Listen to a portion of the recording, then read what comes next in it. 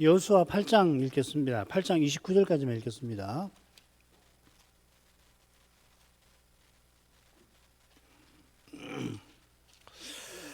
여호와께서 여호수아에게 이르시되 두려워 말라 놀라지 말라 군사를 다 거느리고 일어나 아이로 올라가라. 보라 내가 아이 왕과 그 백성과 그 성읍과 그 땅을 다 내 손에 주었노니 너는 여리고와 그 왕에게 행한 것 같이 아이와 그 왕에게 행하되 오직 거기서 탈취할 물건과 가축은 스스로 취하라. 너는 성 뒤에 복병할지어다.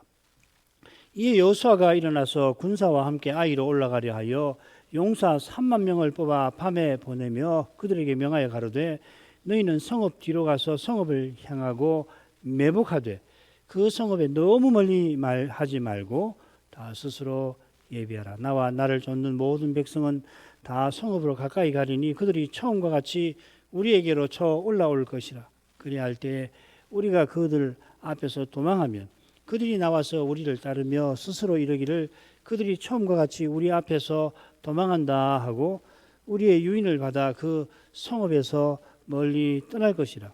우리가 그 앞에서 도망하거든 너희는 매복한 곳에서 일어나서 그 성읍을 점령하라. 너희 하나님 여호와께서 너희 손에 붙이시리라. 너희가 성읍을 취하거든 그것을 불살라 여호와의 말씀대로 행하라. 보라 내가 너희에게 명하였느니라 하고 그들을 보내매 그들이 복병할 곳으로 가서 아이 서편 베델과 아이 사이에 매복하였고 여호수아는 그 밤에 백성 가운데서 잤더라. 여호수아가 아침에 일찍이 일어나서 백성을 점거하고 이스라엘 장로들로 더불어 백성 앞서 아이로 올라가며 그를 좇은 군사가 다 올라가서 성읍 앞에 가까이 이르러 아이 북편에 진치니 그와 아이 사이에는 한 골짜기가 있었더라. 그가 5,000명 가량을 택하여 성읍 서편 베델과 아이 사이에 또 매복시키니 이와 같이 성읍 북편에는 온 군대가 있고 성읍 서편에는 복병이 있었더라. 여호수아가 그 밤에 골짜기 가운데로 들어가니 아이 왕이 이를 보고 그 성읍 백성과 함께 일찍이 일어나서 급히 나아가 아라바 앞에 이르러 정한 때에 이스라엘과 싸우려 하고 성읍 뒤에 복병이 있는 줄은 알지 못하더라.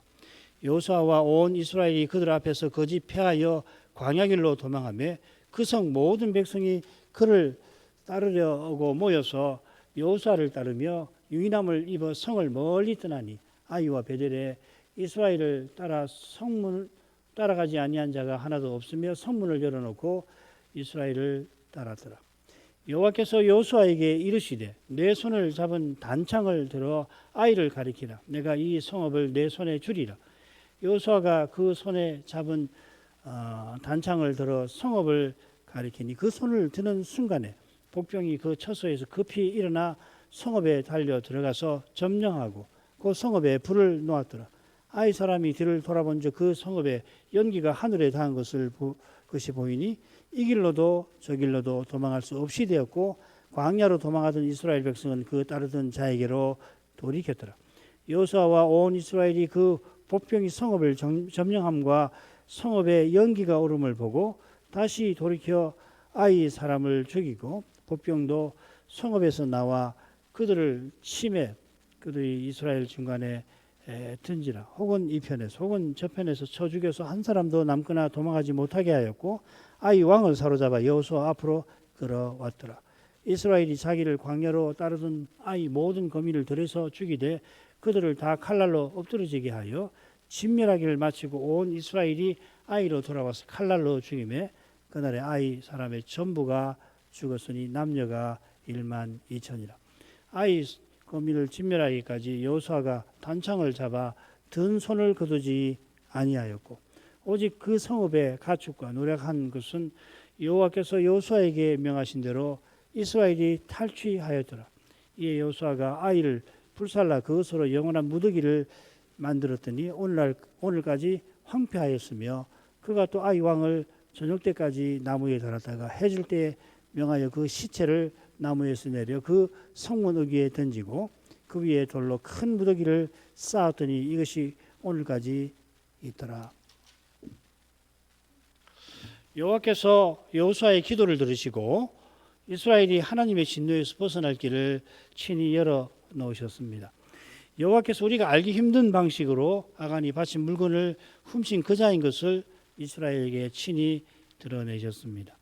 여호수아가 아간과 그에게 속한 모든 것을 골짜기로 이끌고 가게 하고 거기서 온 이스라엘이 헤렘 심판을 그와 그 모든 것에 시행하였습니다. 심판이 시행된 거기에 그들이 돌무더기를 크게 쌓았습니다. 이 돌무더기가 여호수아서에 한 번 더 나오는데 아이성을 정복한 다음에 나올 것입니다. 8장으로 가서 우선 아이 정복 사건이 여리고 정복 사건보다 길게 기록되어 있는 이 점이 눈에 띕니다. 아간의 범죄 때문에 이스라엘이 아이에서 패했으니까 범죄한 아간을 처벌한 일이 중요하긴 합니다만 그 가운데 나오죠. 여호와께서 아간을 뽑으시고 이 여호수아와 백성이 아간을 처벌한 일보다 이어 아이를 정복한 사건이 길게 기록되어 있습니다. 이 사건은 3일에 걸쳐 일어납니다. 8장 1절부터 9절까지가 첫째 날이고요. 10절부터 13절이 둘째 날이고 그리고 14절부터 29절까지가 셋째 날이 됩니다. 이 점을 우리가 물론 참조하긴 하겠습니다만 여호수아가 사건 일지처럼 기록한 것은 아닙니다. 그래서 사건의 줄거리를 아주 간단하게 넷으로 나눠서 보려 합니다. 1, 2절은 여호와의 전쟁 지시, 전반적인 전쟁 지시고 그 지시를 따라서 여호수아가 특별히 복병을 매복을 시켜 유인책을 펼치는 내용이 3절부터 17절까지가 됩니다.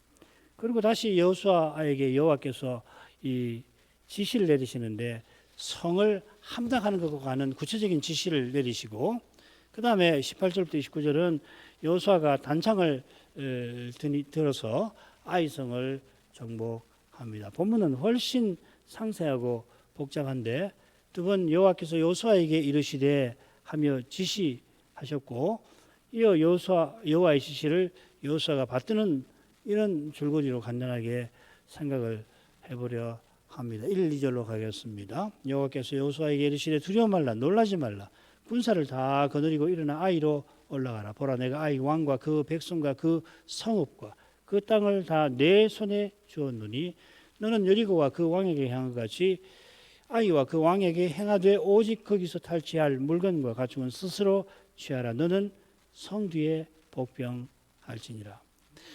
여호와께서 여호수아에게 먼저 두려워 말라 놀라지 말라 하며 위로와 격려를 베푸십니다. 이 격려는 여호와께서 모세의 사후에 여호수아를 자기 종으로 부르실 때 베푸셨던 그것이죠. 1장 9절에 똑같이 나옵니다. 이 격려는 여호와께서 여호수아와 함께 하시겠다 하는 뜻이기도 합니다. 여호와께서 여호수아를 이처럼 격려하시는 것은 그가 맡은 사명이 그만큼 중차대한 것임을 잘 보여줍니다. 사람이 감당치 못할 사명입니다. 주의 사명이 무릇 누구든지 사람이라면 감당하지 못할 것이긴 합니다만 여호수아가 맡은 사명은 이스라엘이 제성나라와 거룩한 백성의 사명을 이룰 수 있게 하는 그런 것입니다. 요컨대 여호수아는 오실 메시아의 예표입니다. 이처럼 중대한 사명을 여호수아가 지금 감당해야 하는 그 현실이 실로 심각합니다.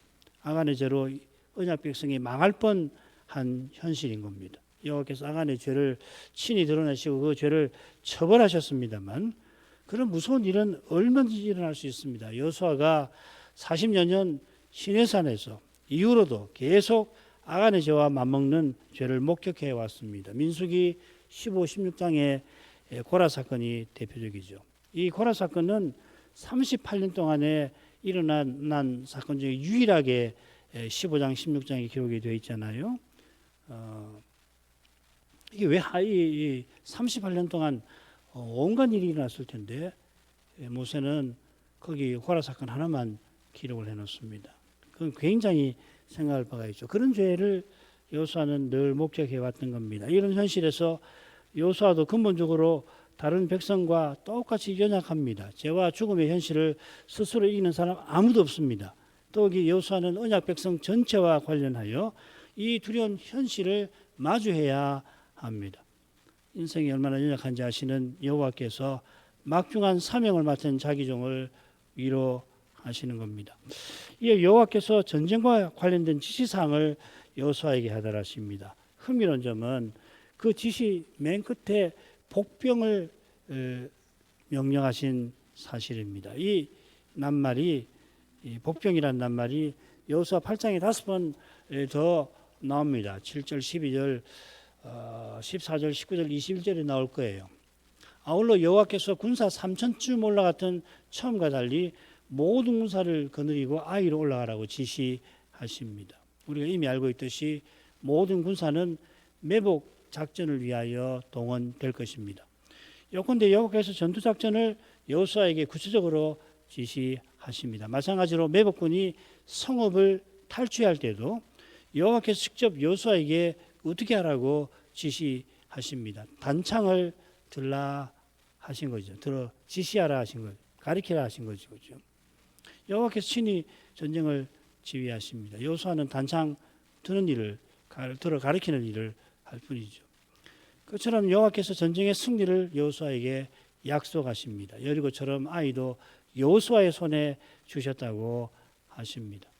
여리고를 여호수아의 손에 주시며 그 왕과 성에게 행한 것처럼 아이와 그 왕에게 그리하라고 명하십니다. 다만 여리고와는 달리 아이에서는 탈취할 물건이라고 되어 있는데 같은 말입니다. 노량물이라고 7장 21절에 나옵니다. 그리고 가축은 백성이 취하게 하셨습니다. 이 말은 아이 성의 백성은 다 죽이라 하는 뜻입니다. 이게 진멸하라, 하람이라는 동사의 뜻이기도 합니다. 본래는 사람만 아니라 가축 그리고 모든 소유를 다 멸해버려야 하는데 이스라엘이 가나안에서 거룩한 사명을 이루라고 가축과 탈취물을 취하게 해주시는 거겠죠. 두 번째로 가죠. 크게 둘로 나눌 수 있습니다. 여호수아가 매복을 지시하는 부분 3절부터 9절까지 그리고 이튿날과 제3일에 아이 군사를 성 밖으로 유인한 사건 다루는 부분 이 둘로 나눠서 볼 수 있겠습니다. 여호와의 지시를 여호수아가 받드는데 당일에 복병을 매복을 당장 실행하지요. 3, 4절, 9절이 그 내용이고 매복을 지시하고는 가운데에서 이튿날 3일에 행할 작전을 아울러 알려줍니다. 매복조에게 특별히 알려주는 거죠. 3, 4절 읽겠습니다. 이어 여호수아가 일어나서 군사와 함께 아이로 올라가려 하여 용사 3만 명을 뽑아 밤에 보내며 그들에게 명하여 가로되 너희는 성읍 뒤로 가서 성읍을 향하고 매복하되 그 성읍에 너무 멀리하지 말고 다 스스로 예비하라. 여호와의 지시대로 여호수아가 그 모든 군사와 함께 일어섭니다. 전쟁에 나섰다는 말입니다. 일어선다는 말이. 전쟁의 목적은 물론 아이로 올라가는 겁니다. 아이로 올라가기 위하여서 모세는 모든 군사 중에 용사 3만 명을 뽑습니다. 이 뽑는단 말이 아간 지목할 때 쓰인 말고 다른 겁니다. 이거는 선발한다는 말입니다. 바카르란 말입니다. 여호수아 10장 7절에 보면은 모든 군사와 용사라고 하는 표현이 나와요. 이걸 보면 모든 군사 중에 특별히 용명한 군사를 여호수아가 선발한 겁니다. 어쩌면 이 용사는 요단 동편 두 지파 반의 이 군사일지도 모릅니다. 이 4만 명이죠, 그죠? 이 용사라고 되어 있습니다. 그러니까 요단 동편의 총 군사 수는 4만보다 훨씬 많죠. 그건 뭐 민수기 보면 금방 확인이 되잖아요. 그 중에 용사 4만을 택해 가지고서 이 사람들은 요단강 동편 전쟁에 서편 전쟁이죠. 서편 전쟁에 참여하면서 앞서서 싸우도록 그렇게 한 사람들 아닙니까? 그러니까 이 4만 중에 3만일 수도 있습니다. 아무튼지 여호수아는 이 처음에 보낸 군사 3,000쯤보다 10배나 되는 용사를 매복하게 했습니다. 아이의 전 인구가 12,000명이니까 아이의 군사는 4,000명 됐을 겁니다. 실로 많지요. 매복조를 그렇게 보낸 겁니다. 매복조는 아이 성 뒤로 가서 성을 향하여 숨습니다. 아이의 군사에게 들키지 않기 위해서 밤에 움직입니다. 성 뒤로 가되 성에서 멀지 않은 곳에 숨어야 합니다. 매복조가 전투에 나서는 것이 이틀 후가 되지요. 그러니까 많이 드러나겠지만은 하루 반을 숨어 있어야 되니까 성에서 먼 것이 좋을 테지만은 아이 근처에 또 베델이 있으니까 군사에게 들키지 않는 곳에 있어야 했던 겁니다. 아이와 베델 거리가 어떤 사람은 3km다, 어떤 사람은 1km라고 추정을 합니다. 왜냐하면 베델이 어딘지를 몰라요. 아이는 발굴을 해갖고 여기가 아이 성일 거다. 성읍의 규모나 이런 것이 그 유물이 발굴이 됐거든요. 베델도 발굴이 됐는데 정확하게 이 여호수아가 말하는 베델이 어딘지는 사실은 명확하지 않습니다. 그래서 1km라고 보는 사람도 있고 3km라고 보는 사람이 있는데 한번 3km가 떨어졌다고 하더라도 아이와 베델 사이 그리고 특별히 아이 이 뒤편에 이 3만 명이 숨어 있다는 것은 이게 쉬운 일이 아니죠, 그죠? 굉장히 이게 어려운 일입니다. 그 지도로 항공 사진을 보니까 아이하고 베델 사이에도 이 골짜기 같은 곳이 있던데 그 어디 숨었겠죠. 게다가 언제든지 여호수아의 지시를 따라 성을 공격해야 되니까 경계를 늦출 수가 없습니다. 스스로 예비하라는 말이 그 말입니다. 이게 뭐 밥을 제대로 먹었을런지 알 길이 없죠. 그다음 넘어가죠.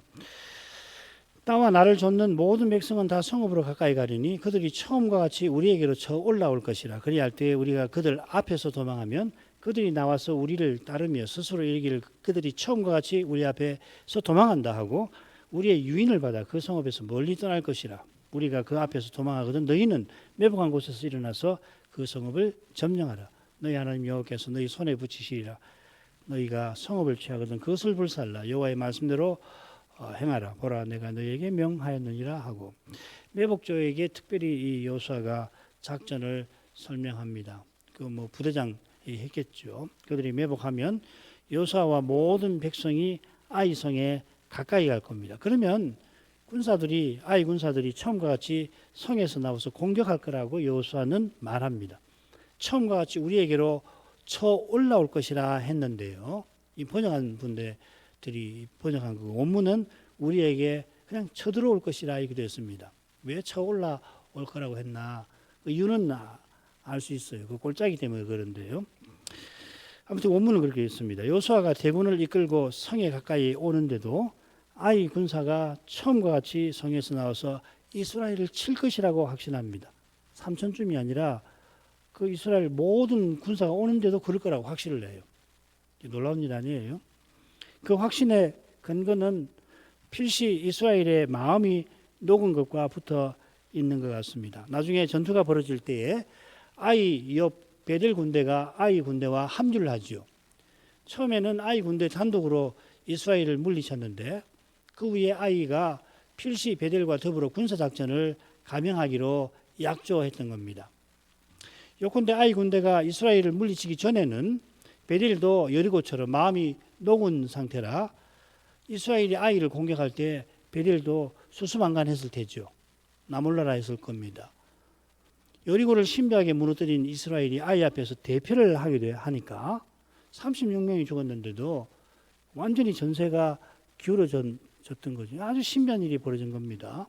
베델이 아이와 합세를 해서 함께 이스라엘을 대적하게 된 것 같습니다. 여호수아가 이런 판세를 읽고서 아이의 성급한 대응을 확실했을지도 모릅니다. 아이가 처음과 같이 이스라엘을 치려고 성에서 나오면 매복자가 성읍을 점령할 겁니다.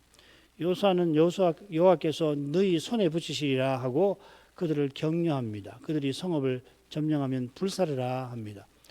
이 가축과 탈취물에 관한 여호와의 지시를 고려하면 여리고처럼 불사르란 말은 아니겠죠. 이스라엘을 뒤쫓는 아이 군대가 전의를 상실하게 만들고자 하는 작전이죠, 그죠? 불길이 어느 정도 연기가 타오르면은 아이 군사들이 보고서 큰일 났구나 하고서 낙담케 만들려고 하는 작전일 겁니다. 여호수아는 여호와의 말씀대로 행하라 하고서 자기가 하다라는 작전이 여호와께서 주신 것임을 밝힙니다. 그처럼 여호수아가 확신하며 아이의 성급한 대응을 말한 것도 여호와의 말씀에 근거한 것입니다. 여호수아는 내가 너희에게 명하노니라 하고서 자기가 여호와의 말씀을 조차 명령한 것을 이스라엘 군대가 따르도록 촉구합니다. 이는 여호수아가 자기의 권위를 내세우는 게 아닙니다. 여호와의 종인 여호수아가 여호와의 말씀을 확신하며 첫 전투로 말미암아 마음이 녹았던 이스라엘을 독려하는 것이겠습니다. 9절 가겠습니다. 그들을 보내매 그들이 복병할 곳으로 가서 아이 서편 배들과 아이 사이에 매복하였고 여호수아는 그 밤에 백성 가운데 잤더라. 여호수아의 명령에 따라 복병이 밤에 출발해서 아이 뒤쪽 곧 아이 서편에 있는 이 베델과 아이 사이에 매복합니다. 이 아이는 베델 서쪽인데 아이가 베델 아니 잘못했습니다. 베델이 아이 서쪽인데 약간 북쪽에 있습니다. 제가 잘못했습니다. 베델이 약간 북쪽이고 아이 서쪽에 있습니다. 항공 사진을 보면 아이와 베델 사이에 골짜기가 나 있습니다. 이 골짜기에 매복조가 숨었을 겁니다. 매복군을 보낸 다음에 여호수아는 백성 가운데에서 이 8쪽에 보면 지도를 하나 실어놨는데 한번 잠깐 보시죠. 이게 해상도를 꽤 높여서 했는데도 이만큼밖에 안 됐습니다. 이 지도 보면 그 위에 보면 N이라고 적혀 있는데 그 바로 밑에 보면 베델이 있고요. 그 밑에 I가 있잖아요. 이게 사실 정확하지 않습니다. 이게 지도 위치가 잘못되어 있습니다. 베델이 I보다 좀 더 그 빨간 선 쪽으로 그려져 있어야 합니다. 높이는 비슷한데 빨간 선 쪽으로 그 베델이 있고 I는 빨간 선 베델보다 더 N 쪽으로 붙어 있어야 합니다. 나중에 또 설명드리죠.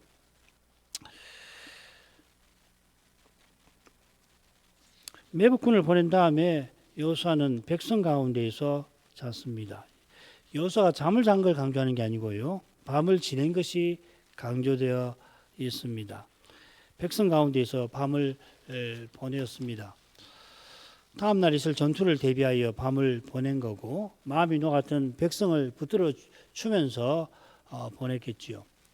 두 번째로 가죠.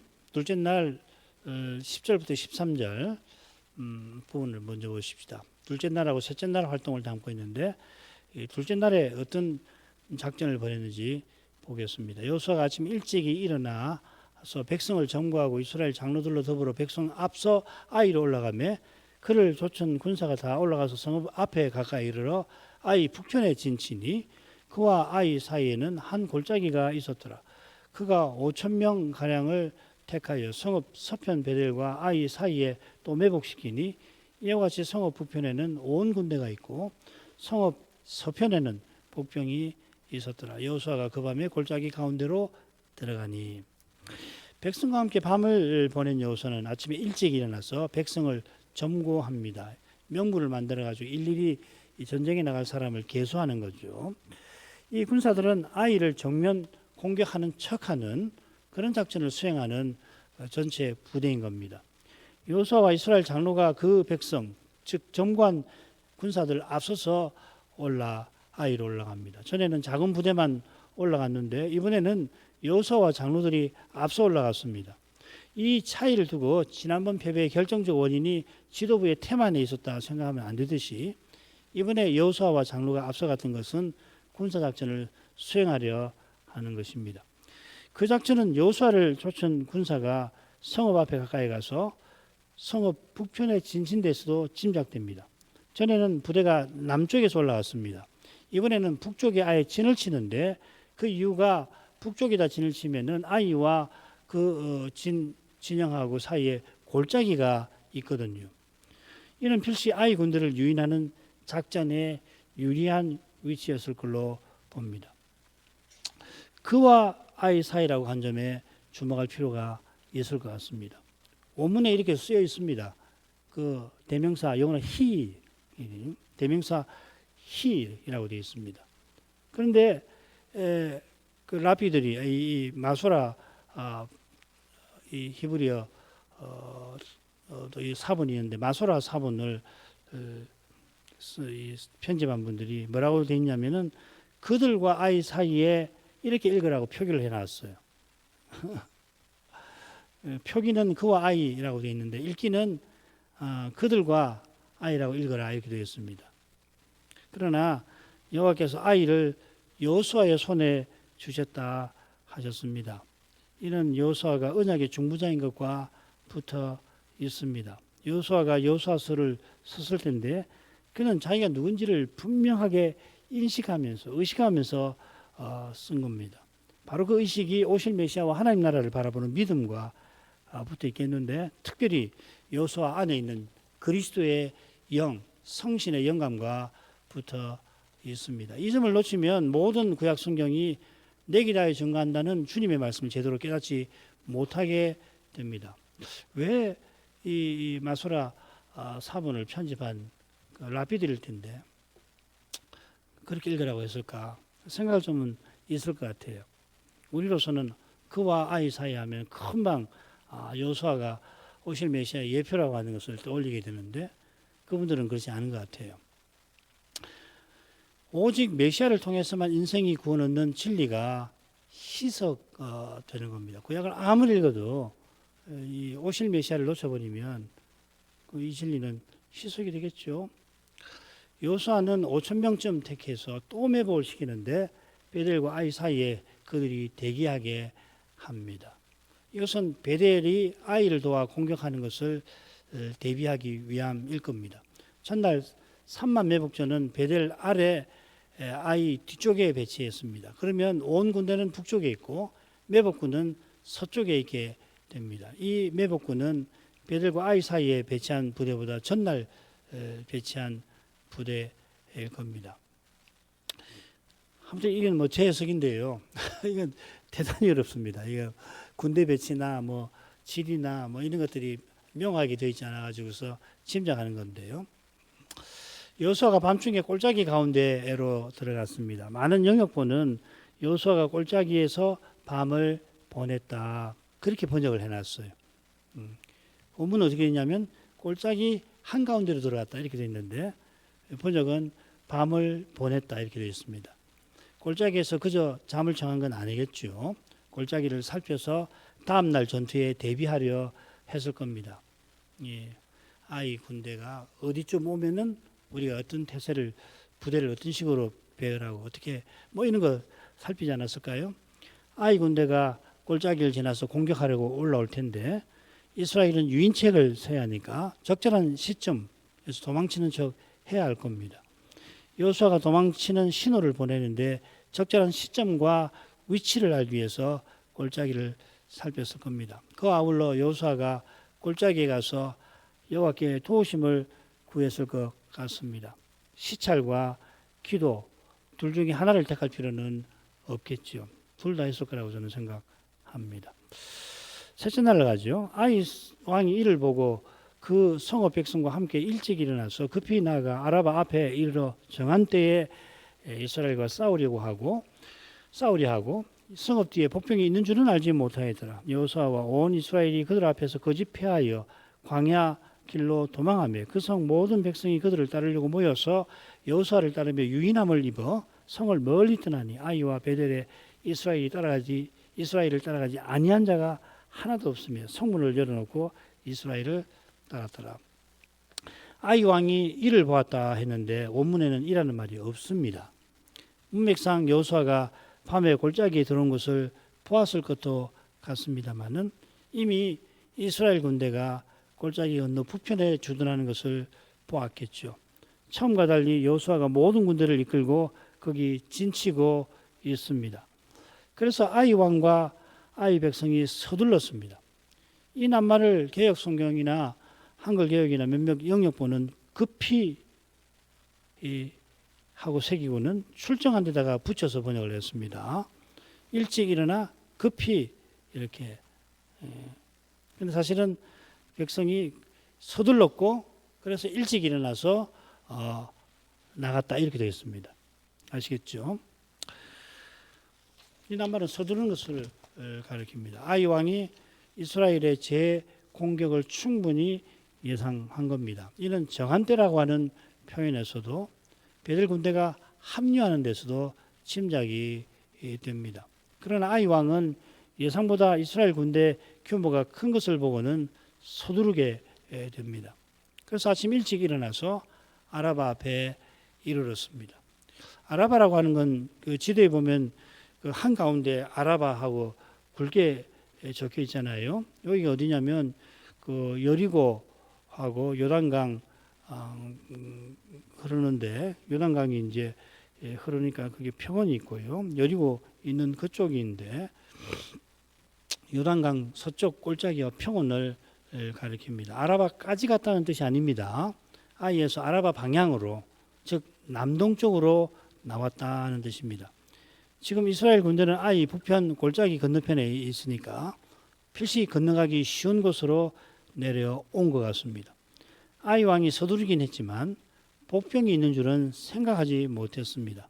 복병이 있는 줄은 생각하지 못해서 서둘러 출정했을 겁니다. 여호수아와 온 이스라엘이 거짓으로 패하여 광야길로 도망합니다. 광야길은 여리고 있는 방향을 가리키는 것 같습니다. 아이에서 여리고 말이에요. 신약 성경에 보면 요단강 서쪽 낮은 곳을 유대 광야라 부르죠. 그러니까 요단강이 흐르는데 요단강하고 요단강 서쪽으로 이제 산지가 형성이 되는데 그 산지하고 요단강 사이를 유대 광야라고 부릅니다. 거기서 세례 요한이 말씀을 거기서부터 전했죠. 여호수아가 광야길로 도망하니까 그 성 모든 백성이 모입니다. 처음에는 부대를 나누어 이스라엘을 공격하려고 했던 것 같은데 예상보다 쉽게 이스라엘이 도망을 하니까, 그리고 큰 부대가 도망을 하니까 기회다 하고서는 이 군대를 집중해서 뒤따라갔던 것 같아요. 전과 같이 이스라엘이 도망하는데 이번에는 대군이 그리합니다. 그래서인지 아이 왕은 베델에도 원군을 청하여서 이번 참에 이스라엘을 괴멸하려 했던 것 같습니다. 17절에 아이와 베델에 따라가지 아니한 자가 하나도 없었다고 한 것은 베델 군대도 모두 성에서 나와서 아이 군대와 합류하여 도망하는 이스라엘을 뒤쫓은 것입니다. 아이와 베델 사이에 이스라엘의 5천 군대가 매복해 있었는데 베델은 그것을 눈치채지 못하고 아이와 함께 이스라엘을 뒤쫓았던 것입니다. 이런 일이 일어난 이유를 아이의 자만과 그에 따른 성급함, 또 여호수아의 치밀한 작전과 면밀한 준비에서 물론 찾을 수가 있겠지요. 그러나 다음 시간 살필 18절 처음에 진정한 이유가 나옵니다. 여호와께서 여호수아에게 적절한 시점에 작전 지시를 내리십니다. 여호수아가 여호와의 지시대로 따르는 데서, 그리고 그는 그저 단창을 들어 아이 성을 가리킬 뿐이었다는 그 사실에서 여호와께서 전쟁을 주관하신 사실이 잘 드러납니다. 이 주제는 다음 시간 우리가 생각하도록 하겠습니다. 기도할 제목 읽겠습니다. 여호수아와 이스라엘이 아간을 처벌하자 여호와께서 아이성 전투를 지시하십니다. 아간을 처벌할 때와 마찬가지로 여호와께서 지시하실 뿐 아니라 전투를 승리로 친히 이끄십니다. 친히 아간을 바친 물건 훔친 자로 드러내실 뿐 아니라 이스라엘이 아간에게 헤렘 심판을 내리게 하셔서 아간의 죄로 이스라엘이 망할 뻔한 데서 건져 주시는 것입니다. 해답이죠. 비슷하게 여호수아에게 전투 지시를 하시고 지시하신 대로 전투가 전개되게 하십니다. 아이성 전투를 여호수아가 여리고 정복보다 상세히 기록합니다. 그 의중을 다 알기는 어렵습니다만 그만큼 이 전투는 이스라엘이 가나안 정복에 중요합니다. 달리 생각하면 처음에 아이 전투에서 실패한 이유가 아간의 죄, 곧 이스라엘의 죄에 있었다 하는 이 사실은 이스라엘이 가나안을 차지하고 사명을 이루는데 오직 하나님 은혜가 절실한 것을 잘 보여주는 겁니다. 이스라엘이 은혜로우신 하나님을 전심으로 의지하는 이것이 전부입니다. 이 시대에도 이 진리는 동일할 뿐 아니라 더욱 절실합니다. 그리스도께서 하나님 아버지 하나님을 전심으로 바라시는 것처럼 우리도 그리스도 안에서 하나님을 전심으로 의지해야 할 것이고 의지할 힘을, 마음을 주시기를 구하겠습니다. 신학교 신학생들 또 조사 시치 11월 8일에 있는 조사 시치를 위해서 기도해 주시기 바랍니다.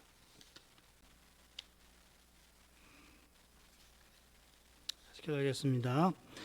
거룩하신 아버지, 친히 아간을 뽑아내시고 이스라엘들은 아간에게 헤렘 심판을 시행하도록 하셔서 그 죄로 말미암아 이스라엘이 하나님의 진노 아래 있던 데에서 벗어나도록 하신 다음에 이제 아이성을 친히 정복해 나가셨습니다. 이스라엘의 매복군이 아이성을 불사르고 이스라엘 군대가 그들을 물리친 것입니다만, 그러나 여호와께서 여호수아에게 지시하실 뿐 아니라 그 지시를 따라 이스라엘이 행할 때에 아이와 베들의 군대도 여호와께서 원하시는 대로 유인당하게 하신 줄 압니다. 여호수아가 아간의 죄인 줄도 모르고 저물도록 엎드려 있다가 기도하게 하신 것처럼 이제도 여호수아는 여호와의 지시대로 단창을 들어 아이성을 가리켰고 아이가 진멸되도록 단창 잡은 그 손을 거두지 아니하였습니다. 여호수아가 손을 든 그것이 백성에게 용기와 담력을 혹 주었겠지만, 그러나 여호수아는 여호와의 지시대로 행하였고 지시하신 여호와께서 강한 손과 펴신 팔을 여호수아가 구한 대로 나타내 주신 줄 압니다. 여호수아의 간구를 받으시고는 이 원수들을 그의 손에 주겠다 하신 약속을 친히 이루어 주셨습니다. 자비하신 아버지, 여호수아가 아이 성 전투를 여리고 성 정복보다 상세하고 길게 기록한 의중이 무엇인지 살피게 됩니다. 그 의중이 여호와께서 여호와의 종으로 세상에 오시는 그 메시아로 오시는 그 일을 바라보도록 한 데 있을 줄 믿습니다. 여호수아는 자기가 맡은 사명이 궁극적으로 거기 있음을 분명히 알았습니다. 그러한 증거가 그가 쓴 성경책에 줄곧 나옵니다. 주님의 교회들이 이 분명한 사실을 늘 깨닫게 하시옵소서. 이스라엘이 가나안에 들어와서 작은 성 아이와 싸우는 이 전쟁이 이 세상 눈에는 세계사의 흔하고 흔한 정복 전쟁 중에 하나에 그칠 것입니다. 여호수아의 전략 전술에 관하여 이런저런 해설과 논평도 얼마든지 나올 것입니다. 그러나 여호수아는 자기가 오실 메시아의 그림자로서 그 전쟁을 살피고 치렀던 줄 압니다. 바로 그것이 여호와께서 여호수아를 쓰신 증거일 것입니다. 여호와께서 여인의 후손으로 메시아를 보내겠다 약속하시더니 여호수아 시대에 이르러서는 그 후손이 유다 지파에서 나올 것이라고까지 예언해 주셨습니다. 여호수아는 자기가 그 메시아가 아닌 줄을 분명히 알았고 그 메시아가 오시는 일에 여호와의 종으로 부름 받은 것을 분명히 알았습니다. 그처럼 아이성을 정복하는 일이 그저 성 하나를 획득하는 것에 그치지 않음도 분명히 알았습니다. 작은 성 아이에 대패한 이유가 군사가 적었어도 작전에 문제가 있었어도 전쟁을 임하는 태도가 해이해서도 아니고 아간의 심각한 죄에 있었던 것을 그가 안 것처럼 이스라엘이 가나안을 차지하는 목적이 세상에서 본듯한 나라 하나, 문명국 하나를 세우는 데 있는 게 아니라 저 영원한 나라를 바라보게 하신 데 있음을 여호수아는 분명히 누구보다 잘 알았을 것입니다. 구약 시대만 아니라 신약 시대에 더욱 그러합니다. 놀랍게도 이 시대는 그리스도의 교회들이 이 신학교에서 가르치는 선생들이 사도와 선자가 기록한 복음서를 역사적으로 신뢰할 수 없는 문학 서류와 같이 대하고 주님의 성육신과 이적들과 부활이 신화에 불과할 뿐 아니라 예수라고 하는 인물이 실존한 것도 믿을 수가 없느라고 목소리를 높입니다. 이런 시대에 성경에서 사도가 전한 그리스도를 깨닫는 일이 얼마나 희귀한지 모를 수 없습니다. 그처럼 깨닫는 교회와 신자만이 여호수아처럼 당면한 시대에서 죄와 죽음의 현실이 무엇인지 바로 알고 그 현실을 이기고 나갈 그 길을 십자가 지시고 벌하신 그리스도 안에서 확신할 수가 있게 하시겠습니다. 그리스도의 거룩한 빛이 아니고서는 인생은 당면한 현실에 갇히고 맙니다. 현실의 작은 문제 하나를 붙들고서 그게 마치 삶의 전부인 것 마냥 거기에 휘둘리기가 쉽습니다. 예수님의 제자가 되려면 자기 목숨을 미워하고 모든 소유를 버리라 하신 그 말씀을 따라 날마다 자기를 부인하고 자기 십자가를 질 때에 당면한 현실에서 중요한 것이 무엇인지를 알고 그걸 붙들고 나갈 힘과 지혜를 성신님 안에서 발견하게 하시겠습니다. 이런 은혜를 이제도 간절히 구합니다. 예수님 이름으로 기도합니다. 아멘.